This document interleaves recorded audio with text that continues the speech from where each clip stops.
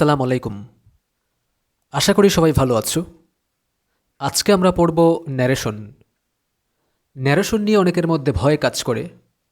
এই ভয়ের প্রধান কারণ হলো যখন কেউ ন্যারেশন শিখতে যায় কোনো বই দেখে অথবা অন্য কোনো উৎস হতে, তখন তাদেরকে প্রচুর রুলস শিখতে হয়। প্রচুর রুলস পড়তে গিয়ে দিন শেষে তাদের আর যথাযথভাবে ন্যারেশন শেখা হয় না। আজকে আমরা সবচেয়ে সহজ, সবচেয়ে কার্যকর মেথডের মাধ্যমে ন্যারেশন শিখব, যেখানে থাকবে না প্রচলিত রুলসের কোনো ঝামেলা। আমি আশা করি খুব সহজে অল্প সময়েই তোমরা ন্যারেশন শিখে ফেলবে এবং আজকের এই ক্লাস করার পর ন্যারেশন নিয়ে আর কোনো সমস্যা বা ভয় থাকবে না। এমনকি যারা কখনো ন্যারেশন করনি বা যাদের ন্যারেশন সম্পর্কে কোনো ধারণা নেই, আজকের এই ক্লাস করার পর তাদেরও আর কোনো সমস্যা থাকবে না ইনশাল্লাহ। চলো শুরু করা যাক। প্রথমে একটি ছন্দ দিয়ে শুরু করি। ছন্দ পড়তে সবারই ভালো লাগে এবং ছন্দ মনেও থাকে। ছন্দটি হলো, রিকপাটেনই এর যথাযথ প্রয়োগে পরিবর্তন করো যদি ন্যারেশন, ভবিষ্যতে আর কখনো সে করবে না তোমাকে পেরেশান। মানে তোমার ন্যারেশনের পেরেশানি চলে যাবে যদি রিকপাটেনই মেথডের মাধ্যমে ন্যারেশন করা হয়। এখন রিকপ্যাটনের মিনিংটা কি, রিকপ্যাটনের মানে কি, সেটা আমরা একটু বোঝার চেষ্টা করি। রিকপ্যাটনই মানে হচ্ছে রিতে রিপোর্টিং ভার্ব, কতে ইনভার্টেড কমা, পাতে পার্সন, টেতে টেন্স, নইতে নৈকট্যবাচক ওয়ার্ড। ন্যারেশনে মূলত এই পাঁচটি কাজ করতে হয় এবং এই পাঁচটি কাজ ধারাবাহিকভাবে করতে হবে। এই রিকপ্যাটনই মনে রাখার সুবিধা হলো, আমরা যদি ন্যারেশন করতে গিয়ে এর ধারাবাহিকতা ভুলে যাই তাহলে রিকপ্যাটনই আমাদের সাহায্য করবে। কিভাবে সাহায্য করবে? যেমন ধরো, ন্যারেশন করতে গিয়ে কেউ রিপোর্টিং ভার্বের পরিবর্তে পার্সন বা টেন্সের কাজ করে ফেললো, তাহলে কিন্তু হবে না। তাকে অবশ্যই রিপোর্টিং ভার্বের পর ইনভার্টেড কমার কাজ করতে হবে, ইনভার্টেড কমার পর পার্সনের কাজ করতে হবে, পার্সনের পরে টেন্সের কাজ করতে হবে এবং সবশেষে নৈকট্যবাচক ওয়ার্ড থাকলে এটা পরিবর্তন হবে দূরত্ববাচক ওয়ার্ডে। এখন কেউ যদি ভুলেও যায় যে কোনটার পর কোনটা হবে, তার রিকপ্যাটনই মনে থাকলে আর কোনো সমস্যা হবে না। আশা করি রিকপ্যাটনের মিনিংটা ক্লিয়ার। এবার আসো আমরা কোনটা রিপোর্টিং ভার্ব আর কোনটা রিপোর্টেড স্পিচ সেটা আমরা একটু জানার চেষ্টা করি। দেখো, এখানে একটা সেন্টেন্স আছে যে Sabiha said I am a student. এই সেন্টেন্সে ইনভার্টেড কমার ভিতরে যে অংশটা, যেমন আই এম আ স্টুডেন্ট, এই অংশটা হচ্ছে ইনভার্টেড কমার ভিতরে। ইনভার্টেড কমার ভিতরে যে অংশটা থাকবে ওই অংশের নাম হবে রিপোর্টেড স্পিচ, আর ইনভার্টেড কমার বাহিরে যে অংশ এটার নাম হবে রিপোর্টিং ভার্ব। তাহলে আমরা চিনে ফেললাম যে কোনটা রিপোর্টিং ভার্ব আর কোনটা রিপোর্টেড স্পিচ। এবার আসো সেন্টেন্স চেনার উপায় আমরা পড়ি। ন্যারেশন করতে গেলে অবশ্যই সেন্টেন্স চিনতে হবে। আমরা সবাই জানি সেন্টেন্স 5 প্রকার: assertive sentence, interrogative sentence, optative sentence, imperative sentence এবং এক্সক্লামেটরি সেন্টেন্স। তো অনেকেই সেন্টেন্স চিনতে গিয়ে সংজ্ঞা মুখস্থ করে। সংজ্ঞা মুখস্থ করার কোনো প্রয়োজন নাই, আমরা এখানে খুব শর্টকাট নিয়মে সেন্টেন্সগুলো চিনে ফেলব। সেন্টেন্স না চিনলে ন্যারেশন করা যাবে না। প্রথমেই দেখো লেখা আছে যে সেন্টেন্সটি সাবজেক্ট দ্বারা শুরু হলে অ্যাসার্টিভ সেন্টেন্স। মানে যদি এটা সাবজেক্ট দ্বারা শুরু হয় তাহলে এটা অ্যাসার্টিভ সেন্টেন্স হবে। সাবজেক্ট তো আমরা জানি, আমি দু একটা উদাহরণ দিই। যেমন I am a student, he is a good boy, এইগুলা সাবজেক্ট দ্বারা শুরু হয়েছে, এইগুলো হচ্ছে অ্যাসার্টিভ সেন্টেন্স। তারপরে আসো অক্সিলারি ভার্ব অথবা ডাব্লিউএইচ ওয়ার্ড দ্বারা যদি কোনো সেন্টেন্স শুরু হয় তাহলে এটা হবে ইন্টারোগেটিভ সেন্টেন্স। অক্সিলারি ভার্ব হচ্ছে am, is, are, was, were, can, could, may, might, এগুলো অক্সিলারি ভার্ব। তারপরে হচ্ছে ডাব্লিউএইচ ওয়ার্ড হলো হোয়াট, ওয়েন, হুম, এগুলো হচ্ছে ডাব্লিউএইচ ওয়ার্ড। আমি একটা উদাহরণ দিই, ক্যান আই হেল্প ইউ। এই সেন্টেন্সটা ক্যান দ্বারা শুরু হয়েছে, আর ক্যান হচ্ছে একটা অক্সিলারি ভার্ব। অক্সিলারি ভার্ব দ্বারা শুরু হলে অথবা ডাব্লিউএইচ ওয়ার্ড দ্বারা শুরু হলে এটা হবে ইন্টারোগেটিভ সেন্টেন্স। এরপর আসো মে দ্বারা শুরু হলে এটা হবে অপটেটিভ সেন্টেন্স। যেমন may I come in sir, may Allah bless you, এগুলো হচ্ছে অপটেটিভ সেন্টেন্সের উদাহরণ। তারপরে don't, never, please, kindly, let ও মেইন ভার্ব দ্বারা শুরু হলে এটা হবে ইম্পারেটিভ সেন্টেন্স। যেমন একটা উদাহরণ দেওয়া যায়, ডোন্ট ডিস্টার্ব মি। এই সেন্টেন্সটা ডোন্ট দ্বারা শুরু হয়েছে, তো যখন ডোন্ট দ্বারা শুরু হবে তখন এটাকে বলবো আমি ইম্পারেটিভ সেন্টেন্স। এবার আসো এক্সক্লামেটরি সেন্টেন্স আমরা কীভাবে চিনব। ইন্টারজেকশন দ্বারা শুরু হলে এটা হবে এক্সক্লামেটরি সেন্টেন্স।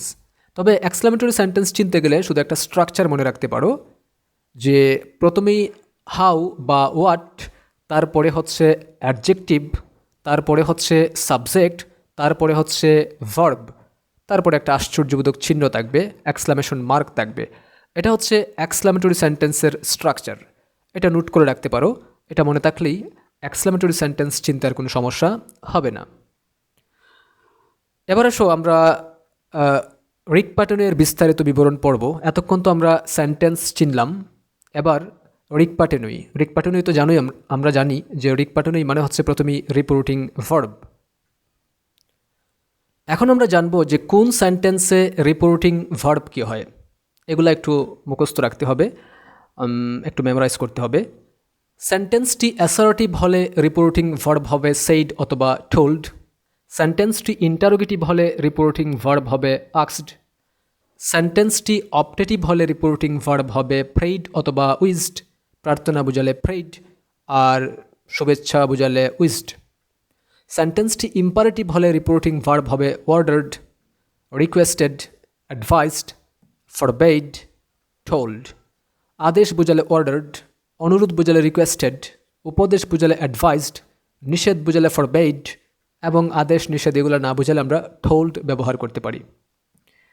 তারপর সেন্টেন্সটি যদি এক্সক্লামেটরি হয় রিপোর্টিং ভার্ব হবে এক্সক্লেমড উইথ জয় অথবা এক্সক্লেমড উইথ সোরো অথবা এক্সক্লেমড উইথ ওয়ান্ডার। আনন্দ বুঝালে এক্সক্লেমড উইথ জয় ব্যবহার করব, দুঃখ বুঝালে এক্সক্লেমড উইথ সোরো। আর যদি সেন্টেন্স দ্বারা আশ্চর্যজনক কোনো কিছু বুঝায় তখন আমি ব্যবহার করব এক্সক্লেমড উইথ ওয়ান্ডার। এই ছিল রিপোর্টিং ভার্ব।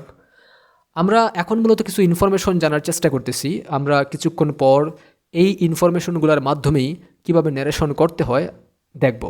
এখন আপাতত শুধুমাত্র জাস্ট ইনফরমেশনগুলো একটু মাথায় রাখতে হবে, একটু পরেই দেখতে পারবে যে আমরা কত সহজে ন্যারেশন করে ফেলতে পারতেছি। তো রিপোর্টিং ভার্ব গেল, এবার আসো ক্ষমা। ক্ষমার পরিবর্তনটা কিভাবে হবে। Assertive plus optative plus exclamatory সমান সমান দ্যাট, মানে অ্যাসার্টিভ সেন্টেন্স হলেও কমার পরিবর্তে দ্যাট, অপটেটিভ সেন্টেন্স হলেও কমার পরিবর্তে দ্যাট, এক্সক্লামেটরি সেন্টেন্স হলেও কমার পরিবর্তে দ্যাট। তারপর ইন্টারোগেটিভ সেন্টেন্স হলে কমার পরিবর্তে হবে ইফ অথবা ডাব্লিউএইচ ওয়ার্ড। যদি সেন্টেন্সে ডাব্লিউএইচ ওয়ার্ড থাকে তাহলে ডাব্লিউএইচ ওয়ার্ডটাই বসবে, না থাকলে ইফ বসবে। তারপর যদি সেন্টেন্সটি ইম্পারেটিভ হয় তাহলে কমার পরিবর্তে হবে টু অথবা নট টু। সেন্টেন্সটি অ্যাফার্মেটিভ হলে হবে টু, নেগেটিভ হলে হবে নট টু। তো আশা করি কমা এবং রিপোর্টিং ভার্বের ব্যবহার ক্লিয়ার।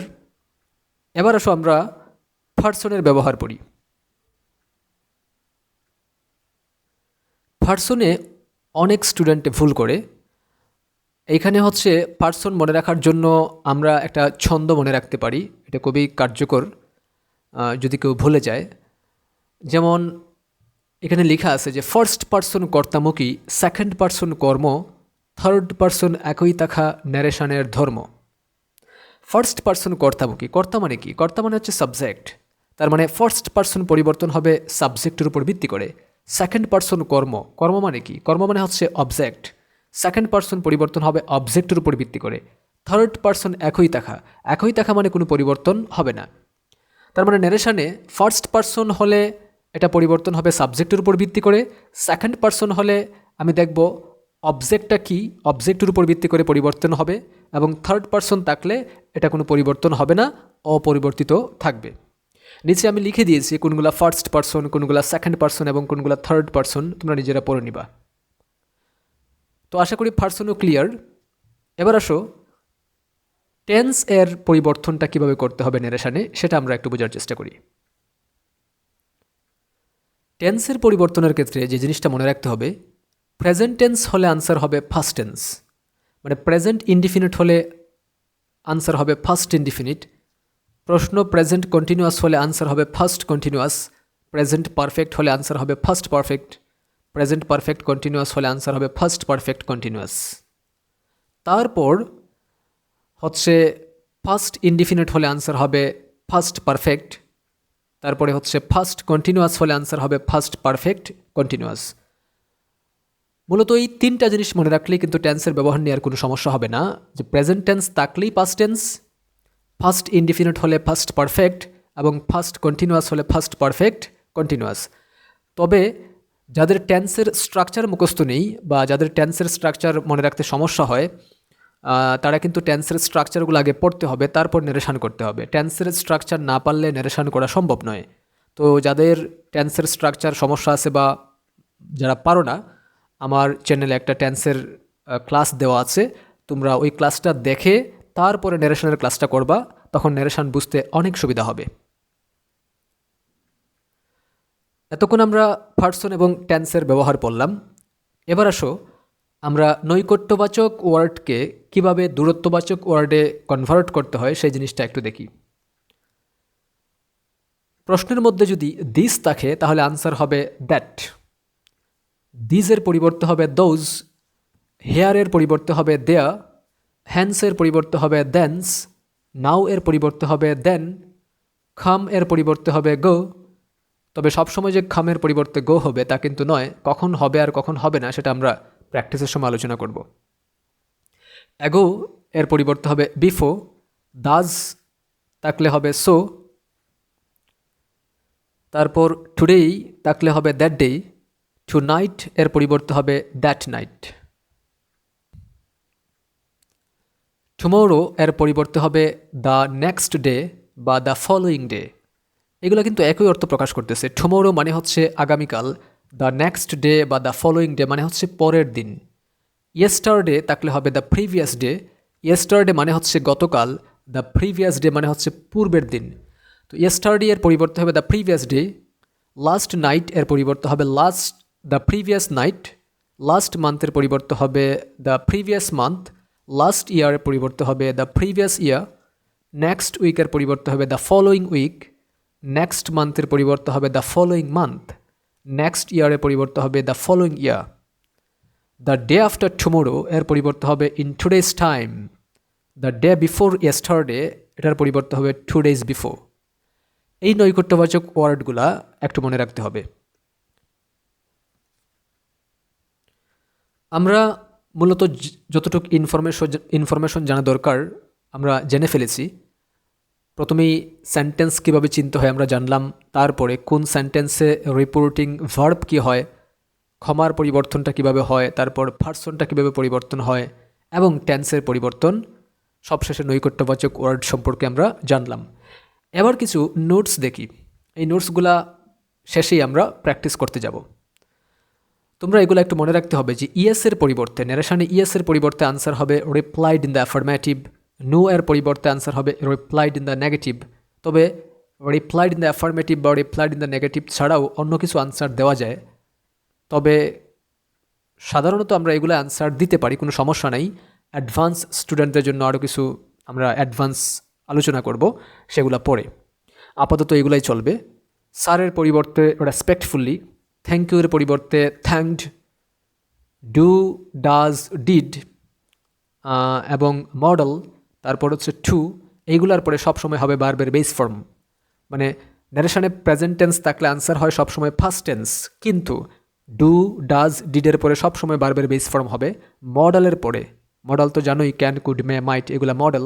মডেলসের পরে সবসময় হবে ভার্বের বেস ফর্ম। টু এর পরে তোমার সবসময় হবে ভার্বের বেস ফর্ম। তারপর মনে রাখতে হবে ইউ এর পরিবর্তে হবে হি অথবা শি, ইয়োরের পরিবর্তে হবে হিজ অথবা হার। তবে ইউটা যদি অবজেক্টের পজিশনে বসে তবে ইউ এর পরিবর্তে হবে হিম অথবা হার। এই ইনফরমেশনগুলো জানলেই আমাদের ন্যারেশন করতে আর কোনো সমস্যা হবে না। এতক্ষণ আমরা যা জানলাম এগুলা দিয়েই আমরা এখন ন্যারেশন প্র্যাকটিস করব এবং তোমরা খুব সহজেই বুঝে ফেলতে পারবে যে ন্যারেশন আসলে কিভাবে করতে হয় এবং আসলেই সহজ। চলো আমরা প্র্যাকটিস শুরু করি। ন্যারেশন করার নিয়ম। ন্যারেশন করতে গেলে সব সময় এই 3টা জিনিস মনে রাখতে হবে। প্রথমেই যে বলবে তার নাম 1 নাম্বার, 2 নাম্বার হচ্ছে সেন্টেন্স চেনা, 3 নাম্বার হচ্ছে রিক বা টেনই। সব সেন্টেন্সেই কথাগুলো কাজে লাগবে, এটা খুব ভালো করে মনে রাখতে হবে। দেখো আমি একটা সেন্টেন্স করি তাহলে বুঝতে পারবে। প্রথম সেন্টেন্স আছে যে 1 নাম্বার, যে Mariam said to Sara I am doing the work. এই সেন্টেন্সে প্রথমে আমি যে কাজটা করব, প্রথমেই হচ্ছে যে বলবে তার নাম, মারিয়াম বলতেছে, আমি মারিয়ামের নাম লিখলাম।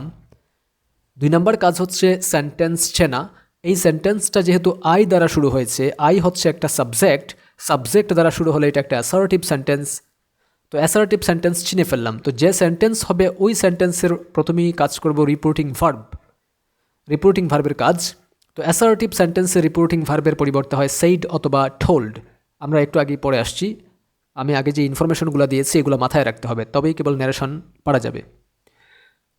রিপোর্টিং ভার্বের পরিবর্তে হবে সেইড অথবা টোল্ড। এখানে আমি অবজেক্ট ব্যবহার করব, এই কারণে দিব আমি টোল্ড।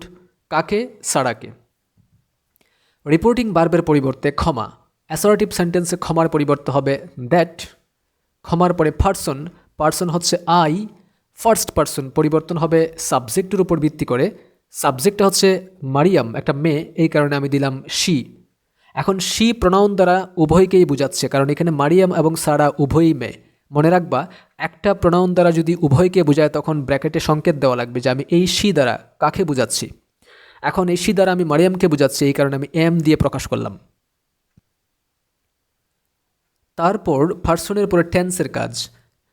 আমি দেখতেছি এই সেন্টেন্সটা হচ্ছে, প্রশ্নটা হচ্ছে প্রেজেন্ট কন্টিনিউয়াস। প্রশ্ন যদি প্রেজেন্ট কন্টিনিউয়াস হয়, আনসার হবে ফার্স্ট কন্টিনিউয়াস। ফার্স্ট কন্টিনিউয়াস মানে সাবজেক্টের পর ওয়াজ অথবা ওয়ার। সাবজেক্ট তো এখানে দেওয়া আছে, সাবজেক্ট হচ্ছে শি, তো শি এর সাথে হবে ওয়াজ, তারপরে ভার প্লাস আইএনজি ডুইং। টেন্সের পর নৈকট্যবাচক ওয়ার্ডের কাজ, কিন্তু এখানে নৈকট্যবাচক ওয়ার্ড নাই, তার মানে বাকি যা আছে তা আমাকে বসিয়ে দিতে হবে। দ্য ওয়ার্ক, আমি দ্য ওয়ার্কই লিখব, কোনো পরিবর্তন হবে না। এইভাবে কিন্তু আমরা একটা সেন্টেন্সকে করে ফেলতে পারি। এবার আসো আমরা আরেকটা উদাহরণ দেখি। সেকেন্ড উদাহরণ হচ্ছে যে Sara said to Ayesha I went to your house yesterday. এই সেন্টেন্সও আমি আগের নিয়মেই করব, প্রথমে যে বলবে তার নাম। এখানে সারা বলতেছে, আমি সারার নাম লিখলাম। তারপরে সেন্টেন্সটাকে চিনবো, এটাও সাবজেক্ট দ্বারা শুরু হয়েছে, আই দ্বারা শুরু হয়েছে। এই সেন্টেন্সটাও একটা অ্যাসার্টিভ সেন্টেন্স। তো অ্যাসার্টিভ সেন্টেন্সে প্রথমেই কাজ করবো আমি রিপোর্টিং ভার্বের। অ্যাসার্টিভ সেন্টেন্সে রিপোর্টিং ভার্ব হবে সেইড অথবা টোল্ড। আমি দিলাম এখানে টোল্ড, কাকে? আয়েশাকে। তাহলে আমার আনসার হলো সারা টোল্ড আয়েশা। রিপোর্টিং ভার্বের কাজ করলাম। এখন অ্যাসার্টিভ সেন্টেন্সে কমার পরিবর্তে হবে দ্যাট।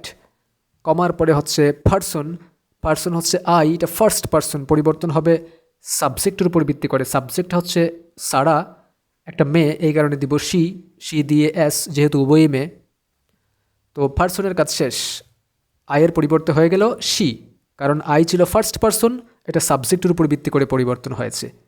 আমরা আগে পড়েছি ফার্স্ট পার্সন হলেই আমি দেখব সাবজেক্টটা কি, ওই সাবজেক্টের উপর ভিত্তি করেই পার্সনটা পরিবর্তন হবে।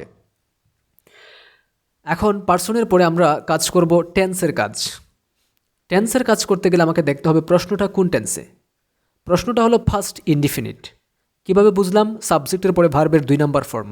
তো প্রশ্ন যেহেতু ফার্স্ট ইনডিফিনিট, আনসার হবে ফার্স্ট পারফেক্ট। ফার্স্ট পারফেক্ট মানে সাবজেক্টের পরে একটা হ্যাড, তারপরে ভার্বের 3 নাম্বার ফর্ম। এখানে সাবজেক্ট শি আছে, তারপরে আমি দিব হ্যাড, তারপরে ওয়েন্টের 3 নাম্বার ফর্ম হচ্ছে গন, তারপরে টু তো টুই থাকবে। এরপরে আছে ইয়োর হচ্ছে সেকেন্ড পার্সন। সেকেন্ড পার্সন পরিবর্তন হবে অবজেক্টের উপর ভিত্তি করে। অবজেক্ট হচ্ছে একটা মেয়ে আয়েশা, তাহলে হবে হার। ইয়োরের পরিবর্তে হয় হিজ অথবা হার। ছেলে হলে এখানে হয়তো তোমার হিজ, যেহেতু মেয়ে এই কারণে আমি ইয়োরের পরিবর্তে দিলাম হার। তারপরে হাউস যা আছে তাই থাকবে। ইয়েস্টারডে হচ্ছে একটা নৈকট্যবাচক ওয়ার্ড, আমি এটার পরিবর্তে করব দ্য প্রিভিয়াস ডে।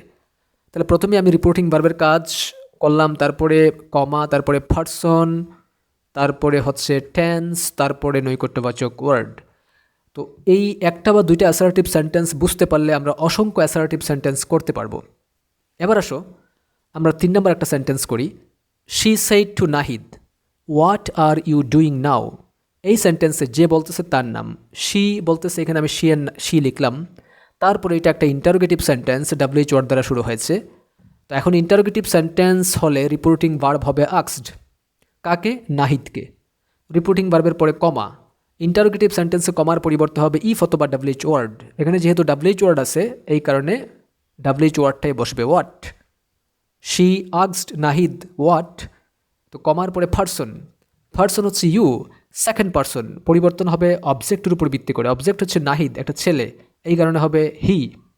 পারসনের পরে টেন্স, এটা হচ্ছে আর ডুইং, প্রেজেন্ট কন্টিনিউয়াস। প্রশ্ন প্রেজেন্ট কন্টিনিউয়াস মানে আনসার হবে ফার্স্ট কন্টিনিউয়াস। ফার্স্ট কন্টিনিউয়াস মানে সাবজেক্টের পরে ওয়াজ অথবা ওয়্যার, তারপরে ভার্ব প্লাস আইএনজি। এখন সাবজেক্ট তো আমি দিলাম হি, এরপরে হচ্ছে ওয়াজ দিব, হি এর সাথে ওয়াজ হবে, তারপরে ভার্ব প্লাস আইএনজি ডুইং। তো আমি হচ্ছে টেন্সের কাজ করে ফেললাম। এবার আসো নৈকট্যবাচক ওয়ার্ড নাও এর পরিবর্তে হবে দেন। তো আশা করি ইন্টারোগেটিভ সেন্টেন্সও ক্লিয়ার। আমরা একটা ইন্টারোগেটিভ সেন্টেন্স বুঝতে পারলে আর অসংখ্য ইন্টারোগেটিভ সেন্টেন্স করতে পারবো। মূল বিষয়টা হচ্ছে একই। প্রথমে যে বলবে তার নামটা লিখে ফেলতে হবে, এরপরে হচ্ছে সেন্টেন্সটা আমাকে চিনতে হবে এটা কি সেন্টেন্স, তারপরে যে সেন্টেন্স হবে ওই সেন্টেন্সের রিপোর্টিং ভার্ব বসাবো, তারপরে কমার পরিবর্তে বসাবো, তারপরে পারসনটা চেঞ্জ করব, তারপরে টেন্সের পরিবর্তন করব, তারপরে নৈকট্যবাচক ওয়ার্ড থাকলে পরিবর্তন হবে, না থাকলে নাই। এই মূল বিষয়টা মনে রাখলে ন্যারেশন নিয়ে কোনো ঝামেলা হবে না। এবার আসো আমরা আরও কিছু প্র্যাকটিস করি। 4 নম্বর সেন্টেন্সটা দেখো, the teacher said to the student may Allah bless you. এইখানে দ্য টিচার বলতেছে, আমি টিচারের নাম লিখলাম, তারপরে মে সেন্টেন্স চেনা, এটা মে দ্বারা শুরু হয়েছে, এটা একটা অপটেটিভ সেন্টেন্স। অপটেটিভ সেন্টেন্সে রিপোর্টিং ভার্ব হবে প্রেইড অথবা উইজড। এখানে প্রার্থনা বোঝাচ্ছে, এই কারণে প্রেইড। কাকে? দ্য স্টুডেন্টকে। তারপরে কমা। অপটেটিভ সেন্টেন্সে কমার পরিবর্তে হবে দ্যাট, কমার পরে হচ্ছে পারসন। পারসন এখানে এটা ব্যতিক্রম, এটা আল্লাহ আছে, আল্লাহই থাকবে, কোনো পরিবর্তন হবে না। তারপরে হচ্ছে টেন্স, মে এর পরিবর্তে হবে মাইট, প্রেজেন্ট ছিল ফার্স্ট হয়ে গেছে। তারপরে হচ্ছে ভার্ব ব্লেস, এটা ফার্স্ট ফর্ম হবে না, কারণ সামনে মডাল আছে। আমরা জানি ন্যারেশনে প্রেজেন্ট থাকলে ফার্স্ট হয়, কিন্তু ভার্বের পূর্বে মডাল থাকলে তখন আর ফার্স্ট ফর্ম হবে না, বেস ফর্মে থাকবে। Last one you, second person, পরিবর্তন হবে অবজেক্টের উপর ভিত্তি করে। অবজেক্ট হচ্ছে দ্য স্টুডেন্ট। তো দ্য স্টুডেন্ট এখানে আমি যদি ছেলে ধরি তাহলে এটা দিব আমি ইউ এর পরিবর্তে দিব হিম। তো কারণ ইউ হচ্ছে এখানে অবজেক্টের পজিশনে বসছে। তো আশা করি ক্লিয়ার। এবার আমরা আরেকটা সেন্টেন্স দেখি। পরের সেন্টেন্স হচ্ছে number 5, the teacher said to the student don't quarrel with anybody. এখানে টিচার বলতেছে, আমি টিচারের নাম লিখলাম। 2 নম্বর কাজ হচ্ছে সেন্টেন্স চেনা। এই সেন্টেন্সটা ডোন্ট দ্বারা শুরু হয়েছে। ডোন্ট দ্বারা শুরু হলে এটা একটা ইম্পারেটিভ সেন্টেন্স। তো আমি সেন্টেন্স চিনে ফেললাম। Imperative sentence reporting verb, order হয়, রিকোয়েস্ট হয়, অনেক কিছু হয়। এখন আমাকে দেখতে হবে এটা কী বোঝাচ্ছে। Don't quarrel with anybody, teacher বলতেছে স্টুডেন্টকে। তো টিচার স্টুডেন্টকে আদেশ দিতে পারে, উপদেশ দিতে পারে। আমি ধরলাম এখানে আদেশ, ওয়ার্ডার্ড। তো আমি লিখব প্রথমেই যে বলছে তার নাম, দ্য টিচার বলছে টিচারের নাম। এখানে টিচার আদেশ দিচ্ছে, এই কারণে রিপোর্টিং ভার্ব হবে ওয়ার্ডার্ড। কাকে? দ্য স্টুডেন্টকে। তো রিপোর্টিং ভার্বের কাজ শেষ, তারপরে কমা। এখন ইম্পারেটিভ সেন্টেন্সে কমার পরিবর্তে হবে টু অথবা নট টু। যেহেতু এটা ইম্পারেটিভ নেগেটিভ, এই কারণে আমি দিব নট টু। কমার পরে পারসন, এখানে পারসন নাই। এরপরে আমি টেন্সের কাজ করব। টেন্স হচ্ছে মানে প্রেজেন্ট ফর্ম, এখানে আনসার হবে ফার্স্ট, কিন্তু টু এর পরে ভার্বের সবসময় বেস ফর্ম হয়, এই কারণে ফার্স্ট হবে না। ফার্স্ট হওয়ার কথা, কিন্তু সামনে মডাল থাকলে, টু থাকলে, তারপর ডু ডাজ ডিড থাকলে আনসার হবে সবসময় ভার্বের বেস ফর্ম। তারপরে উইথ যা আছে তাই থাকবে, অ্যানিবডি থাকবে। এই তো হয়ে গেল। এবার আসো লাস্ট ওয়ান আমরা আরেকটা সেন্টেন্স করি, নাম্বার 6, যে Fatiha said to Sabiha how beautiful the bird is. এই সেন্টেন্সও আমি প্রথমে যে বলবে তার নাম লিখব। প্রথমেই ফাতিহা বলছে, ফাতিহার নাম লিখলাম, তারপরে সেন্টেন্স চিনব। এটা একটা এক্সক্লামেটরি সেন্টেন্স। এক্সক্লামেটরি সেন্টেন্সের গঠনটা এরকম, প্রথমে হাউ অথবা হোয়াট, তারপরে অ্যাডজেক্টিভ, তারপরে সাবজেক্ট, তারপরে ভার্ব, আর শেষে একটা এক্সক্লামেশন মার্ক থাকবে, আশ্চর্যবোধক চিহ্ন থাকবে। তো এখানে প্রথমে ফাতিহা বলতেছে, আমি ফাতিহার নাম লিখলাম। 2 নম্বর কাজ হচ্ছে সেন্টেন্স চিনা, আমি চিনে ফেললাম এক্সক্লামেটরি সেন্টেন্স। তো এক্সক্লামেটরি সেন্টেন্সের রিপোর্টিং ভার্ব হবে, এটা আনন্দ বোঝাচ্ছে, এই কারণে এক্সক্লেমড উইথ জয়। কমার পরিবর্তে হবে দ্যাট। পারসন হবে দ্য ভার্ড, এটা থার্ড পারসন, কোনো পরিবর্তন হবে না। পারসনের পরে টেন্স, ইজ প্রেজেন্ট টেন্স আছে, এটা হয়ে যাবে ফার্স্ট, ওয়াজ, তারপরে বিউটিফুল, বিউটিফুলি। আমি শুধু ভেরি যোগ করব। মনে রাখবা অ্যাসার্টিভ থেকে এক্সক্লামেটরি করার সময় অ্যাসার্টিভ সেন্টেন্সে যদি ভেরি অথবা গ্রেট থাকে তাহলে ভেরি অথবা গ্রেট বাদ যাবে যখন আমরা অ্যাসার্টিভ টু এক্সক্লামেটরি করব। আবার এক্সক্লামেটরি থেকে অ্যাসার্টিভ করার সময় ভেরি অথবা গ্রেট যোগ করব অর্থ অনুসারে। তো এই ছিল টেন্সের আলোচনা। আশা করি বিষয়গুলা খুবই ক্লিয়ার। আমাদের এতক্ষণ যে আমরা এতগুলা প্র্যাকটিস করে আসলাম, আমরা প্রথমে যে ইনফরমেশনগুলো জেনেছি, রিপোর্টিং ভার্ব কিভাবে হয়, কমা পার্সন টেন্সের পরিবর্তনটা কিভাবে হয়, নৈকট্যবাচক ওয়ার্ড কি, এই ইনফরমেশনগুলো দিয়ে আমরা কিভাবে নারেশন করতে হয় এটা আশা করি তোমরা বুঝতে পারছো। তোমরা শুধু মূল বিষয়টা মনে রাখবে, প্রথমেই যে বলবে তার নাম, তারপরে সেন্টেন্স চিনতে হবে, যে সেন্টেন্স হবে ওই সেন্টেন্সের রিপোর্টিং ভার্ব, তারপরে কমার কাজ, তারপরে পার্সনটাকে পরিবর্তন করতে হবে, তারপর টেন্স এর পরিবর্তন, এরপর নৈকট্যবাচক ওয়ার্ড থাকলে পরিবর্তন হবে, না থাকলে নাই। এই বিষয়টা মনে রাখলেই আশা করি ন্যারেশন নেওয়ার কোনো সমস্যা হবে না। এখন অনেকেই প্রশ্ন করতে পারো যে স্যার আমাদের পরীক্ষায় তো সেন্টেন্স ন্যারেশন আসে না, আসে হচ্ছে প্যাসেজ ন্যারেশন, তাহলে পরীক্ষায় আমরা কীভাবে প্যাসেজ ন্যারেশন আনসার করব? মনে রাখবে যে সেন্টেন্স ন্যারেশন বুঝতে পারলে প্যাসেজ ন্যারেশন করা কঠিন বিষয় নয়, বরং অনেক সহজ। কারণ একাধিক সেন্টেন্স মিলেই তো একটা প্যাসেজ হয়। তো সেন্টেন্স ন্যারেশন করতে পারলে আমরা প্যাসেজ ন্যারেশনও পারবো। প্যাসেজ ন্যারেশনে মূলত সেন্টেন্সগুলোকে কানেক্টরস দিয়ে জাস্ট কানেক্ট করা হয়, নিয়ম কিন্তু একই রকম। আমরা যখন প্যাসেজ ন্যারেশন প্র্যাকটিস করব তখন বুঝতে পারবে। শুধুমাত্র দু একটা ব্যতিক্রম বা দু একটা অতিরিক্ত ইনফরমেশন আমরা পাওয়া যাবে। আমরা এগুলা প্যাসেজ ন্যারেশন প্র্যাকটিস করার সময় কীভাবে কানেক্টরস ব্যবহার করতে হয়, কীভাবে আরও দু একটা ইনফরমেশন জেনে এগুলা করে ফেলতে পারবো ইনশাল্লাহ। আশা করি ন্যারেশনের ক্লাসটি তোমাদের অবশ্যই ভালো লাগবে এবং তোমরা যদি ভালো লাগে বন্ধুদের সাথে ক্লাসটি শেয়ার করতে ভুলবে না। আর বুঝতে কোনো সমস্যা হলে আমাকে কমেন্টস করে অবশ্যই জানাবে।